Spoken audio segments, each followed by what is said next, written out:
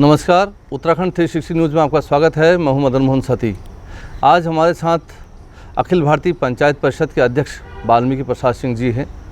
आप एक बड़ी शख्सियत हैं जिन्होंने पंचायतों को अधिकार दिलाने के लिए लंबे समय तक काम किया। सर, आपका स्वागत है इस प्रोग्राम में। धन्यवाद। सर, आप चाहते तो सांसद बन सकते थे, विधायक बन सकते थे। आप ज़मीन से आप मुखिया से लेकर दिल्ली तक की राजनीति में दखल रखते हैं, लेकिन आपने कभी भी त्रिस्तरीय पंचायतों के अधिकारों के लिए जो लड़ाई आप लड़ रहे हैं उनको नहीं छोड़ा। सती जी,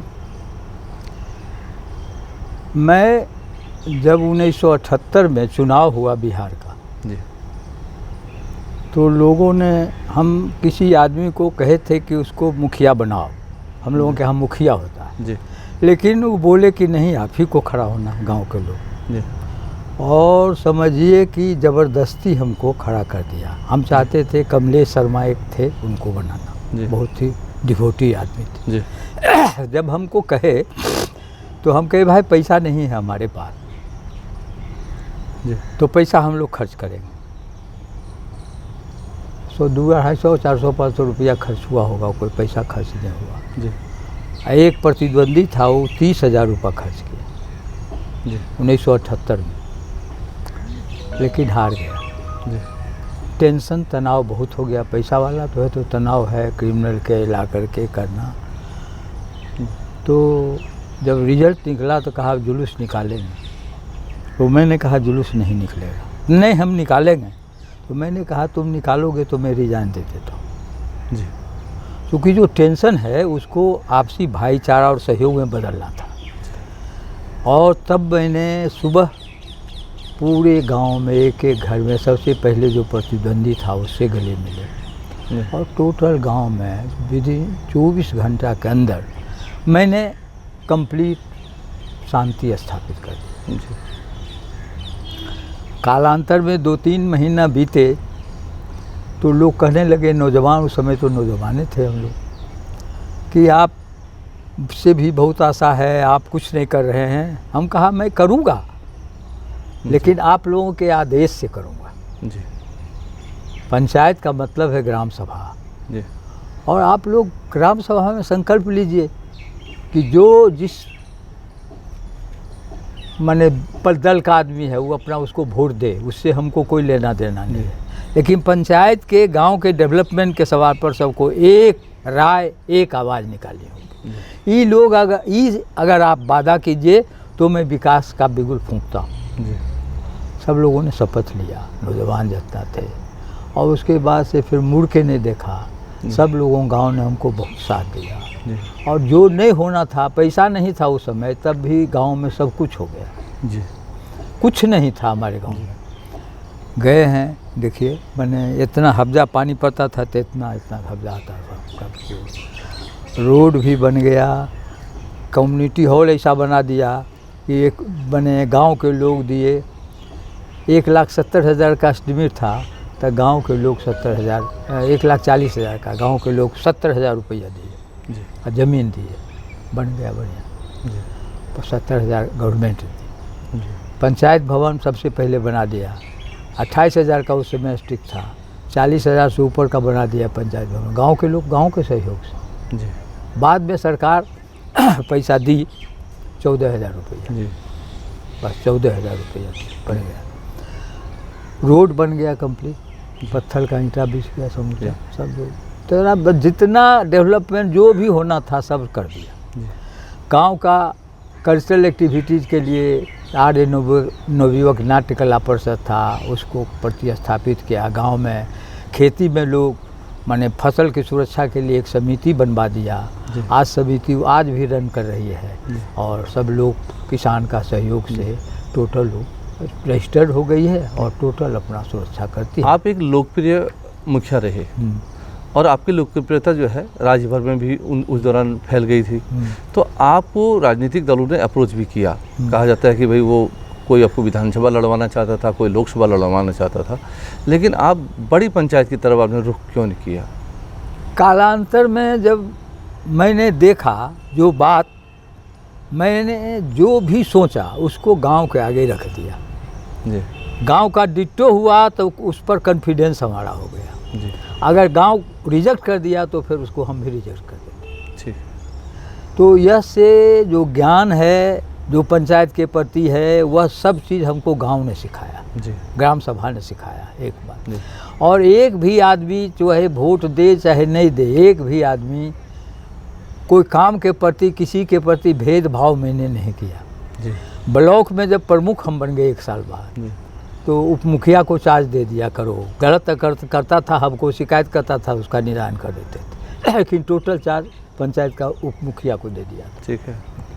और प्रखंड में सब मुखिया को बुला के कह दिया कि सुनो भाई, एक तो जो भी पैसा प्रखंड का इंजीनियर आके एस्टीमेट बनाता है गांव में करता है, तो तुम लोग केवल 5% खर्च कर सकते हो अपना जो है उसके लिए, दौड़ धूप के लिए, फलना चलना। अब बीडीओ को बुला के कह दिया कि आप अपने इंजीनियर को कह दीजिए कि वो 5% से ज़्यादा जी नहीं करेगा, तो 10%, बाकी 90% काम गांव में होना चाहिए। जी। अब बीडीओ को भी कह दिया। लेकिन सर मेरा सवाल अभी वही है। हाँ बता रहे हैं, वही बात हम जाए तो वो काम सब लोग किया। इसके बाद विधानसभा का चुनाव हुआ तो हमको ऑफर आया जी कि हमारे ससुराल का था, एक क्रिमिनल था दिलीप सिंह, अनंत सिंह जो भी है जी। उसी का भाई बड़ा एमएलए बनना चाहता था। तो वो कहा कि सो धीरज था कांग्रेस का विधायक, उसके खिलाफ चुनाव लड़िए। हम कहा हम नहीं लड़ेंगे, तो हम पूरा वोट इधर देंगे कैप्चर करके, हमको ज़रूरत नहीं है, हम कैप्चर करके क्यों वोट लेंगे, नहीं लेंगे, पैसा नहीं है, मैं चुनाव नहीं लड़ूंगा। तो पैसा तो हम लोग देंगे। हम कह लिए आप लोग दोगे तो चुनाव हो जाता है। जिस क्षेत्र में चुनाव लड़ना है उस क्षेत्र में कम से कम 6 महीना नर्सिंग करना पड़ता है। अगर वो नर्सिंग नहीं करे तब तो पैसा के बल पर कुछ कर ले भले हो सकता है, जनता के दिल वो नहीं जीत सकता। सही बात। तो उसी ढंग से मोहसिना की भाई हमको के अप्रोच की, कहा कि सीआईडी रिपोर्ट आया कि वाल्मीकि सिंह ही मोकामा क्षेत्र से जीत सकता है। हमने रिफ्यूज़ कर दिया। हम कहा नहीं, हम कहा हमारा उद्देश्य वही है, आप लोगों के क्रियाकलाप से मुझे घृणा होती है। अगर संविधान ने हमको मालिक का दर्जा दिया है, संविधान ने कहा, पहला अक्षर ही संविधान का है, we the people of India. हमने संविधान बनाया और संविधान में पंचायती राज के प्रतिनिधि जो त्रिस्तरीय हैं वो भी लोक सेवक हैं, एमएलए भी लोक सेवक हैं, एमपी भी लोक सेवक हैं, और कार्यपालिका के क्षेत्र में जो भी केंद्र सरकार और राज्य सरकार के कर्मचारी हैं वो भी लोक सेवक हैं, समझे, न्यायपालिका भी लोक सेवक है। ये प्रावधान संविधान में है, संविधान ने प्रावधान किया है कि लोक सेवक है।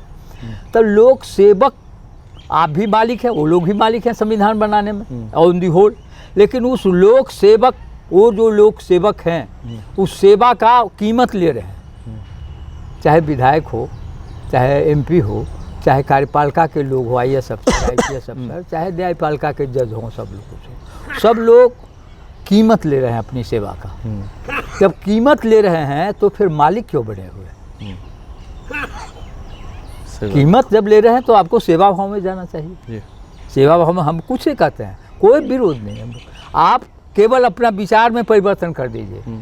आप सेवक हैं तो सेवा भाव से जाइए, मेरा कहना यही है, सेवा भाव से जाइए, जनता आपको हीरो बना देगी। अच्छा सर, हमने एक चीज़ देखा है, लोकसभा और विधानसभाओं के जो प्रतिनिधि हैं, विधायक हैं या सांसद हैं, उनकी तो एक रिस्पेक्ट है, उनसे अधिकारी भी डरते हैं। जो त्रिस्तरीय पंचायत है, प्रधान है या फिर क्षेत्र पंचायत का है या जिला पंचायत का जो मेंबर होता है, इन पर अधिकारी गवर्न करते हैं। आप बता देते हैं, अधिकारी गवर्न करते हैं, नहीं धोखा देते हैं जी। संविधान का संशोधन 1992 में जब हो गया जी, तो उसने कंप्लीट कहा कि ग्राम सभा जीवित कर दिया।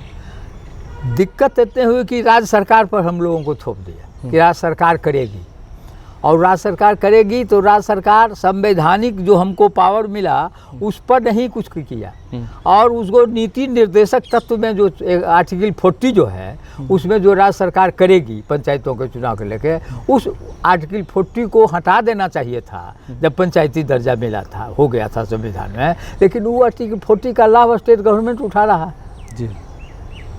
इसके चलते ये सब है दुर्गुण। अच्छा, एक चीज़ और देखिए, हमने जो त्रिस्तरीय पंचायतें हैं इनके चुनाव को लेकर भी वो गंभीरता नज़र नहीं आती, जैसे लोकसभा या विधानसभाओं के लिए सवाल यही है, जो तीसरी पंचायत बोले वही गलत है जी। पंचायत के सरकार पहली सरकार है, नहीं, त्रिस्तरीय पंचायत, त्रिस्तरीय पंचायत पहली सरकार है, तीसरी सरकार नहीं है। चंद्रशेखर प्राण जी कहते हैं तीसरी सरकार है, वो कहते हैं, हमने उनको भी कहा यह पहली सरकार है, बुनियाद है जी। बुनियाद पेड़ का ही जड़ में जो देख रहे हैं, ये अगर नहीं रहे तो ये पेड़ रहेगा खड़ा जी। ये टोटल लोकतंत्र जो है जी। बुनियाद तो पंचायत है। इसको पिरामिड नुमा होना चाहिए, पिरामिड जेपी कहते थे पिरामिड नुमा होना चाहिए, ऊपर में केंद्र। अब यहाँ लट्टू वाला है, लट्टू है नहीं तो केंद्र ठीक है, नाचते नाचते गिर जाएगा, कखरों को ठिकाना नहीं। पिरामिड नुमा होना चाहिए लोकतंत्र, और पिरामिड नुमा का मतलब पहली सरकार, आधार जो है, जड़ है, वो पंचायत गाँव है। तो आप ये कह रहे हैं कि इनके अधिकार के साथ धोखा हुआ है। हाँ। अच्छा, अब मैं ज़रा सा एक बात मैं आपको कहना चाहता हूँ। अभी अभी सुप्रीम कोर्ट का फैसला आया जुलाई में, 2011 में केंद्र सरकार ने कोऑपरेटिव अमेंडमेंट एक्ट में संशोधन किया था, अमेंडमेंट को पार्लियामेंट से पास किया था। 2021 में सुप्रीम कोर्ट ने उसको रिजेक्ट कर दिया, और यह कहते हुए रिजेक्ट किया कि कोऑपरेटिव स्टेट का विषय है, केंद्र सरकार उसका कानून नहीं बना सकती। तो एक रास्ता तो सुप्रीम कोर्ट दिखा दिया हमारी बात का। तो जब 29 विषय व्याख्यापित संविधान में किया गया है, संविधान संशोधन हुआ, 29 विषय व्याख्यापित है 11वीं अनुसूची में आर्टिकल 243G के अनुसार। तो जब व्याख्यापित है तो उस 29 विषय को आज 29 बरस हो गया, 1992 में संशोधन हुआ, आज 29 बरस है, एक भी विषय सारे देश के कोई राज्य सरकार ने नहीं दिया, सारे देश के राज्य सरकार ने नहीं दिया। क्यों? वो केवल राज्य चाहती है एजेंसी के रूप में इसका व्यवहार करना, ग्राम सभा को नहीं, माने एजेंसी के रूप में जो मुखिया प्रमुख जिला परिषद है उसको एजेंसी के रूप में राज्य सरकार उपयोग करना चाहती है। अब मुखिया को पूछेगी, अथी माने राज्य सरकार BDO कलेक्टर सब पूछेंगे अध्यक्ष को, प्रमुख को, तो गांव के लोग तो समझेगा कि ये भी सरकार की कोई एजेंसी है। स्वशासी निकाय के रूप में तो गांव के विश्वास ही नहीं पैदा हुआ। उसको तो होना चाहिए कि जैसे आपने कहा, सरकार को चाहिए यह था कि जो आपने पैसा दिया डेवलपमेंट के, जो आप जनगणना के अनुसार, आबादी के अनुसार प्रति व्यक्ति जो है जिस क्षेत्र में, एग्रीकल्चर के क्षेत्र में, हेल्थ के क्षेत्र में, शिक्षा के क्षेत्र में, पर्यावरण के क्षेत्र में, प्रतिभा डेवलपमेंट के क्षेत्र में, जो भी क्षेत्र में पैसा आपने को देना है वह आप उसके पंचायत के PL अकाउंट्स में दीजिए, पंचायत समिति के PL अकाउंट्स में दीजिए, जिला परिषद के PL अकाउंट्स में दीजिए। अब वो पैसा पर हक ग्राम सभा का होगा। ग्राम सभा तय करेगी कि हमको क्या डेवलपमेंट करना है, कि कलेक्टर साहब भेज देंगे कि ये चीज़ आप बनाइए, हमको नाली का ज़रूरत है, तुम हमको नाली बनाने कर रहे हो, हमको रोड की ज़रूरत है तो पहले हम रोड बनावेंगे कि नाली बनावेंगे, हमको एग्रीकल्चर के सुरक्षा में पानी का प्रबंध करना है तो वो करेंगे कि तुम जो कहोगे कि ये गरीब नल जल योजना पीने का पानी बना रहे हैं। प्रश्न वो है गांव के लोग क्या चाहता है, वो अधिकार गांव के लोग को मिलना चाहिए। योजना बनाने का 75 वर्ष में आज तक योजना आयोग भी रहा, नीति आयोग भी 7 साल हो गया, पंचायत के डेवलपमेंट की संरचना क्या होगी आज तक तय नहीं है। तय क्या डेवलपमेंट का क्या संरचना होगा तो ये तो गांव के लोग तय करेंगे। भाई आप उनको पावर तो सर्कुलर तो दीजिए कि गांव के लोग अपनी संरचना तय करेंगे कि डेवलपमेंट क्या चाहते हो। अच्छा, एक चीज़ सर हमने और देखा है, जब किसी पंचायत प्रमुख यानी त्रिस्तरीय जो पंचायत के जो चुने हुए प्रतिनिधि होते हैं उनके खिलाफ जैसे कोई अविश्वास प्रस्ताव आता है तो अधिकारी उसमें जब्त सा कर लेता है, कहता है मतलब वो फिर डायरेक्शन देने लगता है। ऐसा मान लेते हैं कि जैसे अब ये निकल ही गया है तो वो अधिकारों पर वो भी तो एक यह अतिक्रमण जो नियम बनाया जी। राज्य सरकार, जी। इन नियम बनाने का अधिकार पंचायत को है, ग्राम सभा को है। जी जैसे विधानसभा है वह भंग होती है जी 5 साल में, भंग होती है ना, जी भंग होती है, और विधायक चुने जाते हैं, वो किसके प्रति उत्तरदायी हैं? विधानसभा के प्रति। जी सांसद चुने जाते हैं, वो किसके प्रति उत्तरदायी हैं? संसद के प्रति। बिल्कुल। तो ये जो त्रिस्तरीय पंचायती राज व्यवस्था के ग्राम सभा से चुने हुए जो प्रतिनिधि हैं, वो भी तो ग्राम सभा के प्रति उत्तरदायी होना चाहिए। बिल्कुल। वो मांगते हैं, माने हमरा टीए डीए बढ़ाओ, राज्य सरकार से मांगते हैं भिखमंगा। अरे टीए डीए बढ़ाओ तो तुम ग्राम सभा में रखो रे भाई। तुम्हारा टीए डीए क्या मिलना चाहिए, नौकर को क्या तलब देना चाहिए, ये ग्राम सभा तय करेगी तुम्हारा। उनको वो जो है वो साजिश रचते हैं, तब पर कार्यपालिका के साथ मिल करके ग्राम सभा को साइफर रखते हैं। जो हमरा खुशामद करो तुम्हारा कुछ काम कर दिया, जो नहीं करो जाओ। सर, ये जो अखिल भारतीय पंचायत परिषद है जिसके आप अध्यक्ष हैं, इसका मेंबर कौन बन सकता है? कौन इसका मेंबर होता है? इसका मेंबर ग्राम सभा के जो सदस्य हैं वो उसके मेंबर होंगे जी।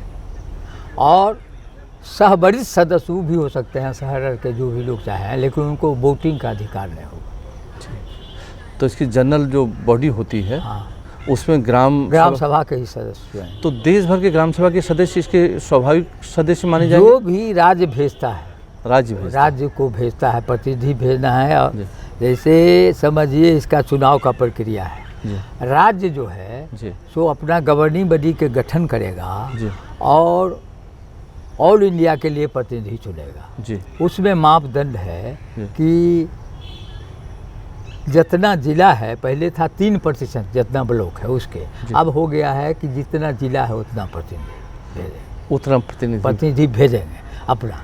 वो और जो भी प्रतिनिधि भेजेंगे वो ग्राम सभा के मेंबर हो। जी। तो अखिल भारतीय पंचायत परिषद से अगर कोई व्यक्ति जुड़ना चाहे, हाँ, तो वो किस तरह से जुड़ सकता है? पहले एक तो डायरेक्ट भी जुट सकता है जी, लेकिन वो डायरेक्ट जुटेगा तो भी उसको ग्राम सभा के जो अध्यक्ष है पंचायत परिषद के भी, राज्य पंचायत परिषद के, उनको उनका नाम लिस्ट में आना पड़ेगा, लाना पड़ेगा। ओके। नहीं तो फिर वोटिंग राइट नहीं होगा। वोटिंग राइट्स नहीं होगा। ये अखिल भारतीय पंचायत परिषद क्या क्या कार्य करता है? अखिल भारतीय पंचायत परिषद दुनिया के एक मनुष्य के जीवन में जितना चीज तरह के कार्य है, जी, जीवन दर्शन है। पंचायत के मतलब अब हमारे रहन सहन का जीवन दर्शन है। जी। जैसे भोजन, वस्त्र, आवास, शिक्षा, स्वास्थ्य, प्रतिभा, विकास। जी। इसके बाद और बचा क्या? पर्यावरण उसी में है, एग्रीकल्चर में। जी। तो कोई ऐसा चीज़ नहीं है जो मैं नहीं कर सकता हूँ। जी। इसकी मुख्य भूमिका वैसे क्या है? इसकी मुख्य भूमिका में है कि पार्टिसिपेटरी डेमोक्रेसी, जी, कि एक एक जनता की भागीदारी हो, जो हम कह रहे हैं। जी। अभी जनता के भागीदारी नहीं है। जी। अभी अगर सही माने में हमसे पूछिएगा तो डेमोक्रेसी नहीं है। डेमोक्रेसी का नाम है केवल, जी, राजतंत्र है।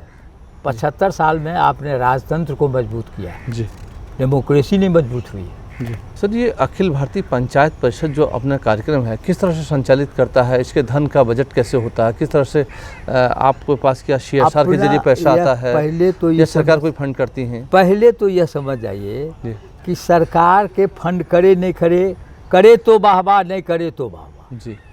हम उसके फंड के लिए ये संस्था नहीं बनी जो बनाए JP, जो हमारे विभूति थे। जी। उन्होंने जो ये संस्था बनाई, उस संस्था का था कि ऐसा सिस्टम बनाया था कि अगर लोग पालन करें तो पैसा जनता का लागेगा। टोटल मेंबर जो प्रखंड पंचायत परिषद का चुनाव होता है, उसमें गांव के जो जितना वार्ड सदस्य लेके जितना कुल मेंबर होते हैं प्रखंड पंचायत परिषद में, जो रियल में जो इसका संगठन है वो प्रखंड से लेके, इसके बाद इससे बड़ा कोई संगठन हो ही नहीं सकता। जी। टोटल ग्राम सभा के मेंबर हमारे संगठन में, टोटल ग्राम टोटल वोटर हमारे मेंबर हैं। जी। तो ग्रामीण क्षेत्र में कम से कम 60 करोड़ तो वोटर है। जी। वो हमारे में, वो अगर हमको 10 रुपया देगा तो 600 करोड़ रुपया हमारा देगा, खर्चा बचा। जी। 10 रुपया किसी के लिए अखड़ेगा नहीं साल में। जी। अखड़ेगा कुछ नहीं करेगा। क्या दिक्कत? हमको सरकार से भीख मांगने की जरूरत नहीं है। जी। लेकिन हमारे लोग जाना नहीं चाह रहे हैं वहाँ। जहाँ से पैसा, जहाँ से मजबूत होगा ये संगठन। हमने प्रैक्टिकल जहाँ जहाँ ग्राम सभा में जाते हैं वहाँ वहाँ ग्राम सभा के जो भी लोग हैं, आज भी बोला था, कहता सर आइए, आप आइएगा तब ये ठीक होगा। जी जी। हम तो उसकी बात बोलते हैं, अपनी बात नहीं बोलता हूँ मैं, उसकी बात बोलता हूँ। गांव चाहता क्या है जी। गांव 95%, 90 नहीं, हम 95% गांव के लोग ये चाहते हैं जो हम बोल रहे हैं। 5% लोग ही ये टोटल चीज़ को खराब किए हुए, 5% जो गांव के दलाल है जी। हाँ कंप्लीट, कोई पार्टी के, कोई पार्टी के, कोई पार्टी के, और वो उस ढंग से विभेद करके रखते हैं। अभी समाज में भी देखिए, हमको क्या चीज़ सोचना है, अपने लिए सोचना है कि जीवन अपने दम पर जिया जाता है, ज़िंदगी अपने दम पर जिया जाता है, दूसरे के भरोसे जनाजे जाते हैं जी। तो पंचायत परिषद के जो गांव के लोग हैं उनको हम यही कहते हैं कि भैया अपनी शक्ति को पहचानो, तुम सब कुछ कर सकते हो, कोई चीज़ असंभव नहीं है जी। हौसला रखना चाहिए जी। जो आपकी जो अखिल भारतीय पंचायत परिषद है, ये सरकार और पंचायतों के बीच एक पुल का भी कार्य कर रही है। यस, ताकि सरकारों को, हम कोऑर्डिनेटर का काम कर रहे हैं। कोऑर्डिनेटर हम एमएलए को भी चाहते हैं कि तुम भी भैया अपने सोच में परिवर्तन करो, मालिक राजा बनने की कोशिश नहीं करो। जी। हम एमपी को भी कहते हैं तुम राजा बनने की कोशिश नहीं करो, सेवक बनने की कोशिश करो, हम तुम्हारा स्वागत करते हैं जी। मुखिया त्रिस्तरीय पंचायती राज व्यवस्था के जो प्रतिनिधि है, 1% अगर ईमानदार होंगे तो 99% कुल प्रतिनिधि बेईमान है। जी। हम खुद कह रहे हैं बेईमान है, लेकिन क्यों बेईमान है? कार्यपालिका का जो स्वार्थ है, त्रिस्तरीय पंचायती राज व्यवस्था के जो जनप्रतिनिधि हैं उनका स्वार्थ दोनों मिल करके ग्राम सभा को साइफर कर देते हैं। जी जी जी। अब इसको कहते हैं, इन प्रतिनिधियों को मैं कहता हूं, अरे भैया तुम वीडियो के दलाली क्यों करते हो? जी। तुम अपना फोर्स, तुम्हारा ग्राम सभा है जी। उसको मालिक को न खुश रखो तुम। जी। एक बात इसमें अनुभव करना चाहते हैं। जी जी, बोलिए आप सब। कि नियमतः जब आदमी पैदा लेता है जी। तो तेरे 14 वर्ष तक का जो लड़का है, हमने उसको महसूस किया है नज़दीक से गांव में, वो एकदम इनोसेंट ईमानदार होता है। जी। समझे ना, ईमानदार होता है और वो सत्य पर चलना चाहता है, न्याय पर चलना चाहता है। जी। वहीं से उसका अच्छी होता है, दिमाग विद्रोह करना शुरू करता है, न्याय पर चलना। न्याय संज्ञावाचक है और उस न्याय पर चलने के लिए वो अपने आप रीति बनाता है, रीति क्रियावाचक है। तो वह जो रीति बनाया, अपने बनाया ने, उस अपने रीति बनावेंगे कि हम न्याय पर चलेंगे, तब न्याय प्लस रीति तब बनता है नीति। और वह नीति जब सार्वजनिक होता है तो राजनीति। तो राजनीति तो बहुत विशुद्ध चीज़ है, शुद्ध चीज़ है, लेकिन राजनीति को आज माने ऐसा लोग बना दिए हैं कि कोई अच्छा आदमी खड़ा होना नहीं चाहता। जी जी जी। लेकिन राजनीति क्या है सो आपको बता दिया परिभाषा जी जी। व्यवहार में।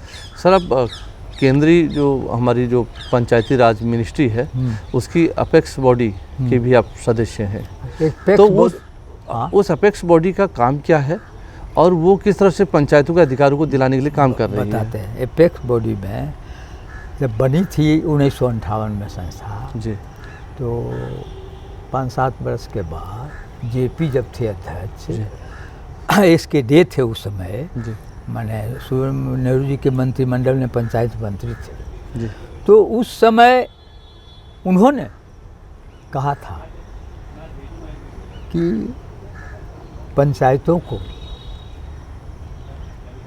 संवैधानिक दर्जा दिया जाना चाहिए जी, और एक ट्रेनिंग सेंटर स्थापित होना चाहिए। जी, जैसे NIRD हैदराबाद में जो है पंचायती national institute of rural development Hyderabad में, तो उसके फाउंडर मेंबर हैं ऑल इंडिया पंचायत परिषद के अध्यक्ष होते हैं, फाउंडर मेंबर। हाँ, और 1998 तक 1998 तक सब अध्यक्ष का नाम हो जाता था।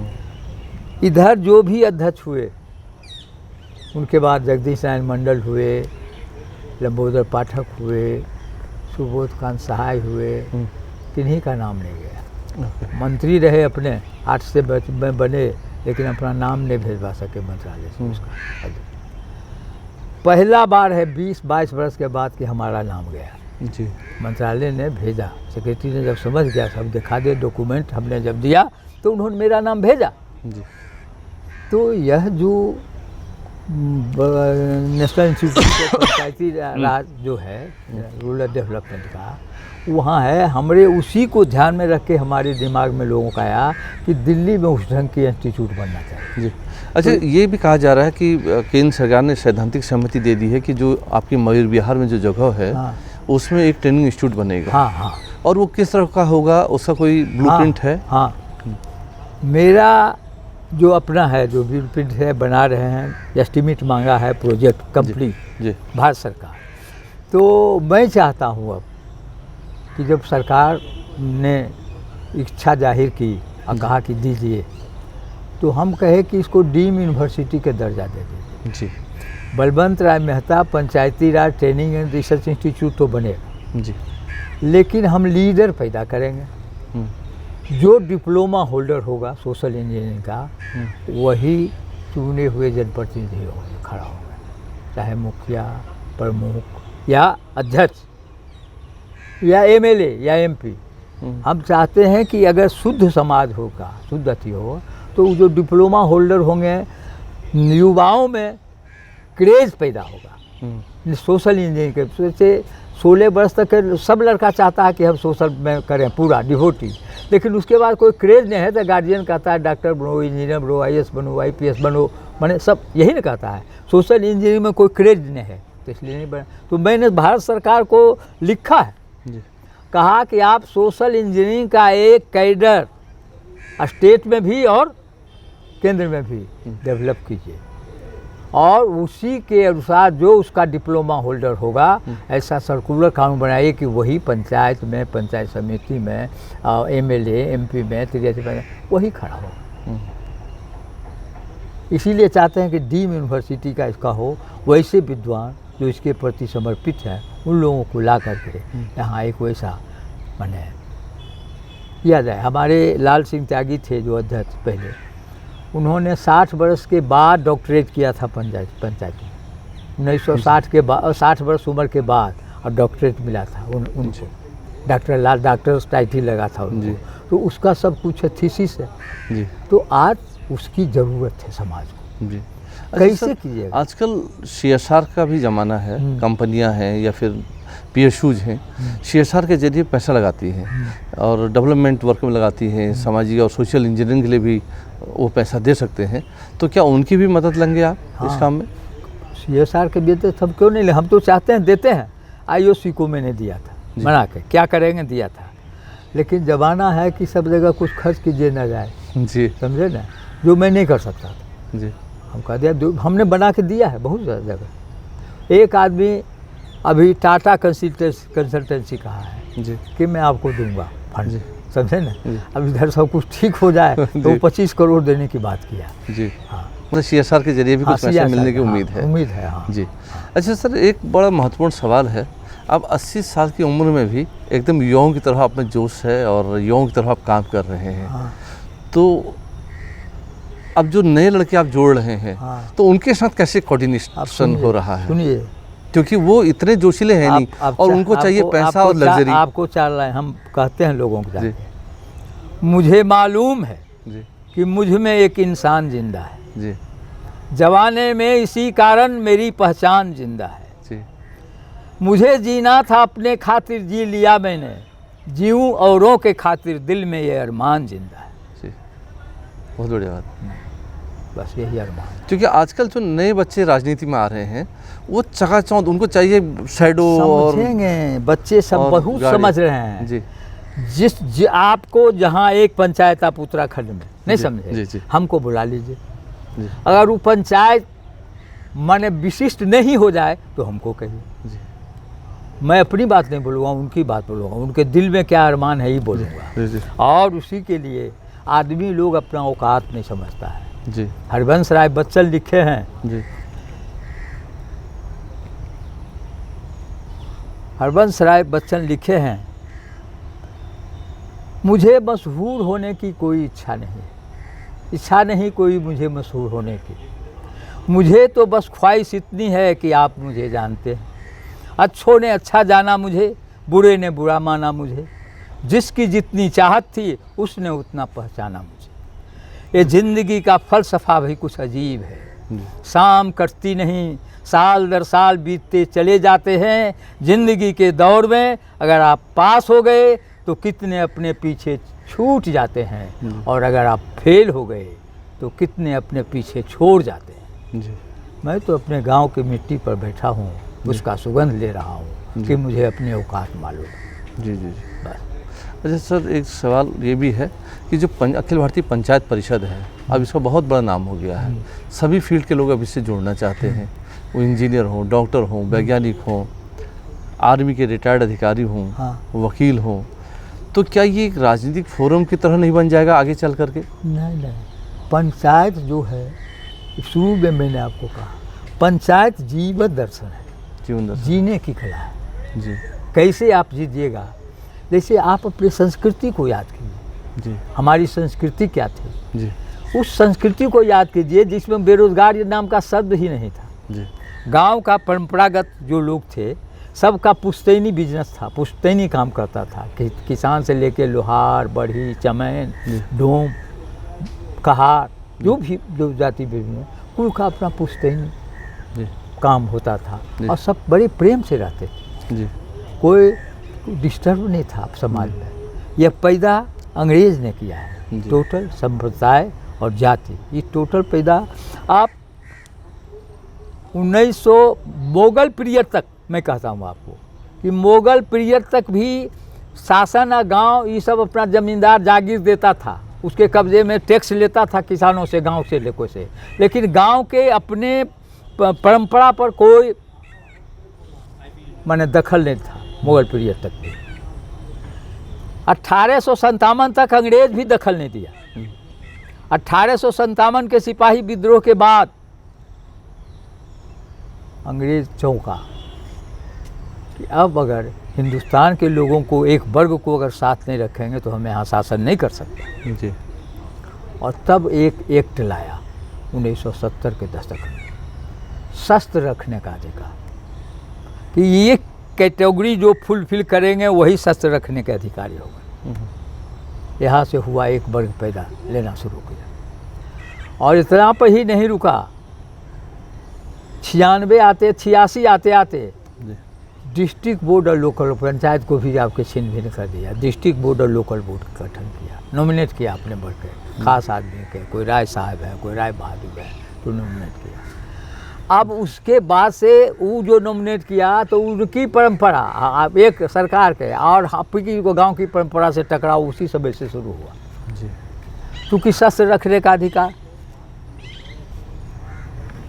शस्त्र रखने का अधिकार, तो शस्त्र रखने का अधिकार माने जो है ये वर्ग के है। अब गांव के लोगों को लगा कि हम शस्त्र रखते थे, ये सरकार कैसा कानून बना दिया कि अब हमको देना पड़ेगा, ये क्राइटेरिया जो रखेगा वो उसी को देंगे शस्त्र रखने का अधिकार। तो इस ढंग से इंटरफेयर किया। तब जा कर के आज जो जहर है हमारे समाज में, वह अंग्रेज का दिया हुआ। हमारी संस्कृति आज भी, आप जवान चाहे बीजेपी के लोग हो चाहे जो लोग हैं, हिंदुस्तान के जो लोग हैं, वो अपनी संस्कृति को अगर याद करें अभी, तो हमारी संस्कृति में वसुधैव कुटुम्बकम है।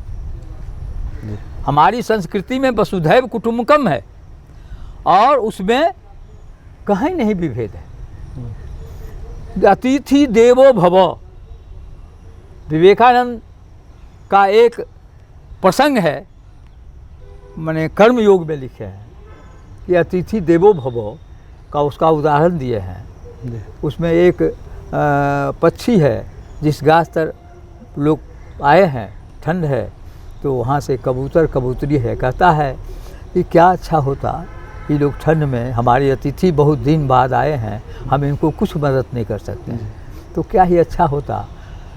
कबूतरी कहती है कि अगर एक आग का तुनका ला के दे दो तो यहाँ तो लोग है जोड़ लेंगे, तो ठंड से बचाव हो जाएगा। और उसके बाद ला के देता है कबूतर, वो लोग ठंड से अथी करते हैं। उसके बाद होता है हमारे यहाँ भूखे होंगे ये लोग, क्या खाएंगे। एक एक करके कबूतर कुल आग में झुलसता है, खाएंगे तो क्या। लेकिन एगो बात है कि वह है कि अपने शरीर को अर्पित कर दिया अतिथि के सेवा में, खाने के लिए वहाँ कर दिया, तो ये हुआ कर्म योग। कुछ कहता है कि ज्ञान योग और कर्म योग में क्या अंतर है, दोनों अपने अपने क्षेत्र में विशिष्ट है। उसका सबसे बड़ा उदाहरण बुद्ध है। कर्म योग से गए ज्ञान योग में, और ज्ञान योग से फिर आए कर्म योग। बुद्ध के ऐसा, और बुद्ध हुए होंगे पैदा, लेकिन बुद्ध के ऐसा कर्म योगी फिर कोई नहीं। जी। अच्छा सर, अभी अखिल भारतीय पंचायत परिषद में जो आपकी गवर्निंग बॉडी है या जो सदस्य हैं, कुल कितने होंगे इसमें हमारे यहाँ? अभी राष्ट्रीय लेवल पर अभी तो 405 है राष्ट्रीय लेवल में। हाँ, लेकिन होना चाहिए 600। जितना जिला है उतना होना चाहिए। तो और जगह बनना है, उसको तो 600 पर पहुँचा। आखिर सवाल है आपसे, ये पंचायत परिषद है, अब बीते कुछ समय से दिखाई दे रहा है कि जो पॉलिटिकल पार्टी के लोग हैं वो भी इसमें इन्वॉल्व हो रहे हैं। क्या राजनीतिक दलों के लोगों के आने के बाद ये गैर राजनीतिक रह पाएगा? बहुत अच्छा सवाल आपने किया। गैर राजनीतिक इसको रखने के लिए कितना मशक्कत करना पड़ा है हमें, वो मैं जानता हूँ। कोई भी लोग, कांग्रेस के लोग इस पर वर्चस्व था तब चाहते थे कि कांग्रेस के माने मथीम संस्था बन जाए। बीजेपी के लोग चाह रहे हैं कि बीजेपी के संस्था बन जाए। मैंने कहा मेरे ज़िंदगी में नहीं होगा। मैं जब तक हूँ, यह नॉन पॉलिटिकल संस्था बलवंत राय मेहता, जयप्रकाश नारायण, अटल बिहारी वाजपेयी, हीरेन मुखर्जी, कुंभाराव आर, सुचेता कृपलानी, निजलिंगप्पा, राजा राम नायडू, राजेश्वर पटेल, जो कुल विभूति जो थे बैठे थे, पहला जो सम्मेलन हुआ था उसमें उन्होंने तय किया था इसको नॉन पॉलिटिकल रखना। सब पार्टी के लोग थे उसमें। गुलजारी लाल नंदा, लाल बहादुर शास्त्री। तो इसमें सब पार्टी के लोग तो आ सकते हैं, हाँ, लेकिन उसके बाद भी गैर राजनीतिक रहेगा। गैर राजनीतिक रहेगा। वो चुनाव जो पंचायत का होगा वो राजनीतिक रूप से दल के रूप में नहीं होना पड़ेगा। वो तो ठीक है, अपना करना।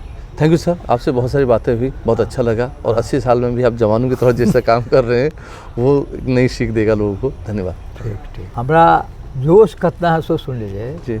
मंजिल से कह दो कि दूरी बढ़ा ले, मंजिल से कह दो कि दूरी बढ़ा ले, मुसाफिर कोई बेकयाम आ रहा है। तो हम तो वो लोग हैं।